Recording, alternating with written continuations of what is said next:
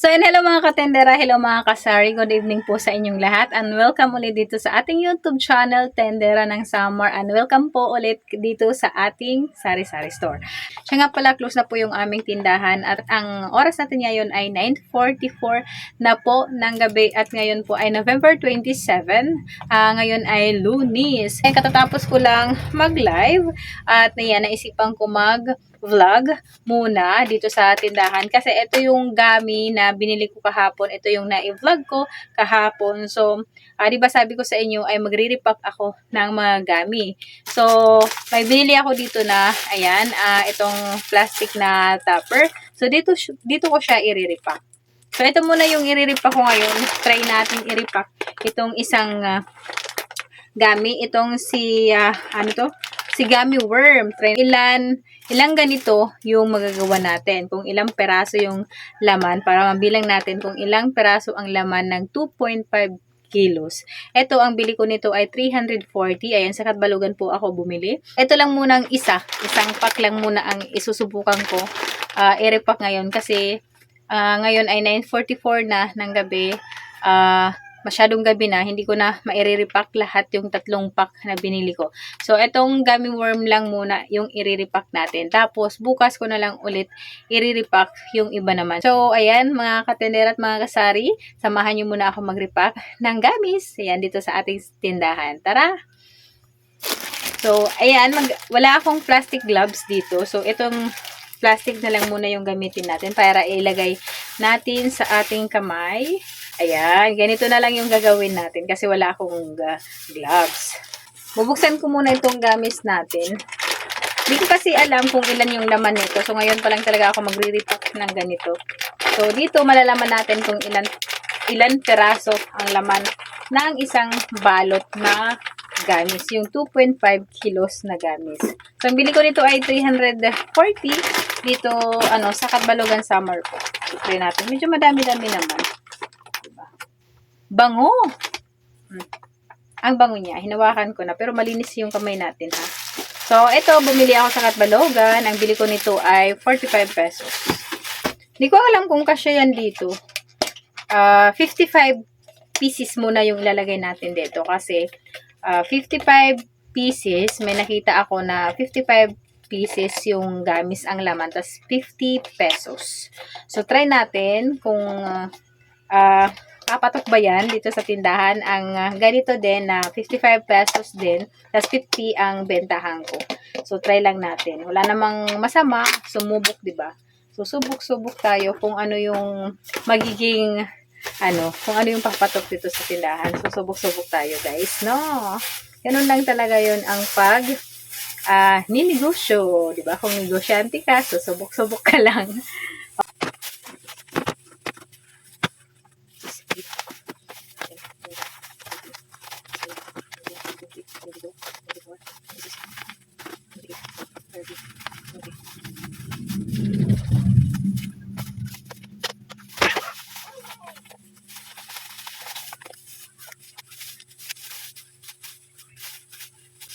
Ay guys, hindi siya kasya. Ayan, sinubukan ko siya.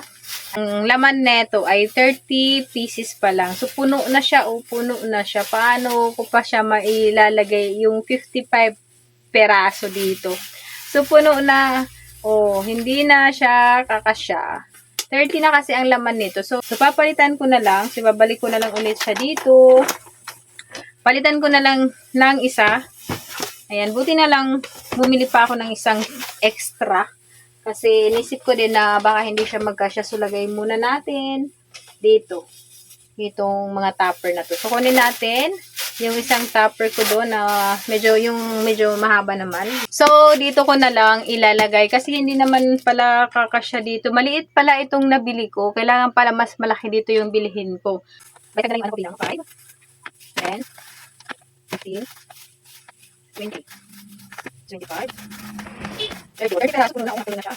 Ayun, yung 30, puno na. So, wala pa yung mga gamit, yung mga gamit, wala pa siya. So, 30 na yan, 30, 35, 35, 40, 45, 50. Ang bango siya, parang masarap. So, yan, 55, yan, halaman ng isa, yan, sutak ka na natin.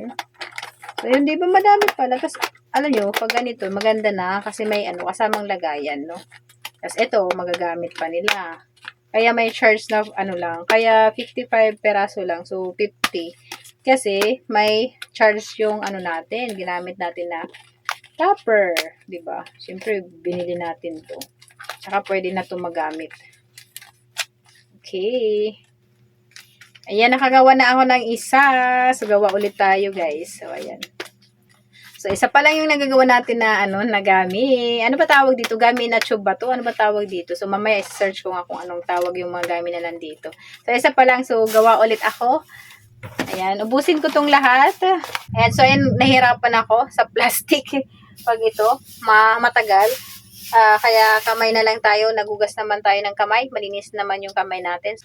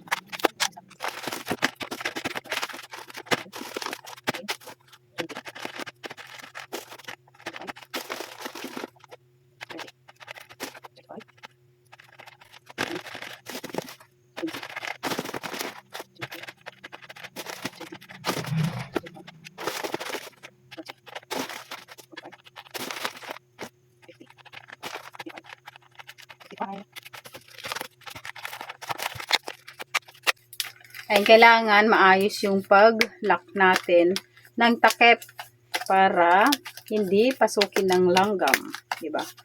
Lalo na dito sa amin, madami yung mga langgam. So, kailangan maayos yung pagkakatakip ko talaga. Baka langgamin to kasi may asukal. Matamis kasi to, matamis. Di ba? Baka pagising ko mamaya, puro langgam na yung loob.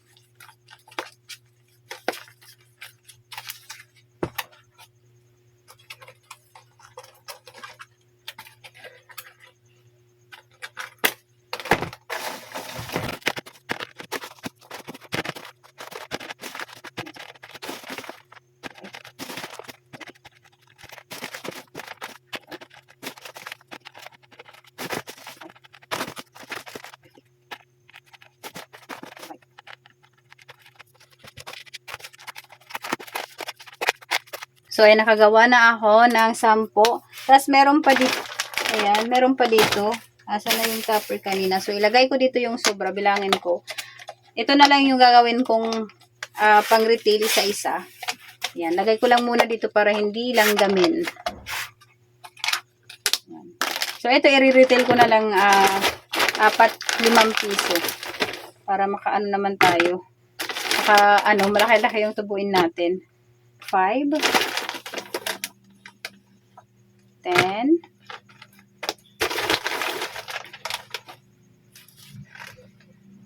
15, 20, 23. So, 23. Ito ay 23 ang laman.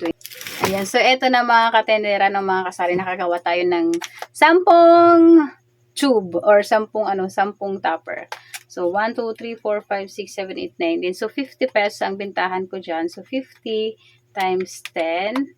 Ayan. Meron akong 500 pesos. Tapos, dito ay may 23 na sobra. So, halimbawa, ito ay tagpipiso. So, 23 pesos. Ayan. So, may 523 ako dito. Itong nagawa ko yung lahat ay 523. Tapos, yung bili ko ng gami ay 340. At yung ginamit ko ng mga topper, ang bili ko dyan ay 65. So, 405 yung puhunan ko dito sa gamis at kasama na itong mga topper. So, 405 yung puhunan ko. So, less ko siya ng 523 kasi yung nagawa ko ay 523 kasama ito. So, ano lang to, 23 kasi yung laman. Halimbawa lang ay piso. So, 523, no? So, 523. So, less natin, 405 minus 523. Ayan. So, eto, dito sa ginawa ko na gami ay may kita ako na 118. So, di ba? So, hindi na masama. 118. Dito pa lang yun sa isang pack pa lang ng gami. Paano meron pa ako dalawang pack na gami dito na i-repack, di ba? Kasi, di ba, iba-ibang design ang gami. So, para may pagpipilian yung mga customer ko. So, kailangan ko bumili ng ibang design, ibang flavor na mga gami. So, baka bukas ano ko na ito i-display ko na, tapos syempre aalokan ko yung mga customer na bumili ng gamis para mabenta agad ito para bukas iriripa ko naman yung iba. So, ayan, sa isang pack pa lang po ito ay makikita na po tayo dito na 118. By ganito lang yung pagtitinda ninyo, yung by, ayan, yung nandito sa topper. Pero kung kayo ay i-retail nyo lang lahat ang inyong nabiling isang pack ng gami, so ang laman ng isang pack ng gami Caterpillar ay nasa 573. So ang bili ko dyan ay 340. Kung ibibenta natin ng 50 piso yan, so 573. Tapos less natin yung 340 natin na puhunan. So may kita tayo dyan na 233 pesos sa isang pack. O di ba? Malaki ang kitaan sa gami, 'di ba? O di ba mga kasari, saan ka pa? Ang laki ng kita sa gami kung by retail lang po ang pagtitinda ninyo sa inyong mga tindahan. Pero kung ganito sa akin na gami inatube tayo, so medyo mas maliit yung tubo natin dito kasi syempre bumili pa ako ng mga topper at saka yung 50 pesos ay 55 peraso. Kasi ito ay ginawa ko para sa ibang may mga tindahan na gusto rin bumili ng gami para makapag-retail sila sa kanilang mga sari-sari store. Pero kung i-retail lang natin lahat, i-retail ko lang lahat yung aking gami na Caterpillar, ay makikita ako dyan na 233. Ginawa ko yan na ilagay sa mga gami na tube para mas mabilis maubos yung aking stock, para mas mabilis maubos yung aking gami na tinda. Okay? So, ayan mga tendera, mga kasari. So, hanggang dito lang muna yung vlog natin. Itong mga gamis lang muna yung i-vlog ko. Itong mga gamis lang muna yung ma-share ko ngayong gabi sa inyo. So, kung nagustuhan nyo yung vlog natin ngayon at kung mahilig ka manood ng mga ganitong content sa pagsasari-sari store, so, ayan, subscribe mo na yung YouTube channel natin, Tendera ng Samar, kasi po ako ay upload ng mga video tungkol sa pagsasari-sari store. Sa mga silent viewers dyan, sa mga nakasubscribe na, ayan, thank you po sa inyo sa pag-subscribe at panonood ng ating mga video, ng ating mga vlog tungkol dito sa ating sari-sari store. Ingat po kayong lahat. Bye-bye po!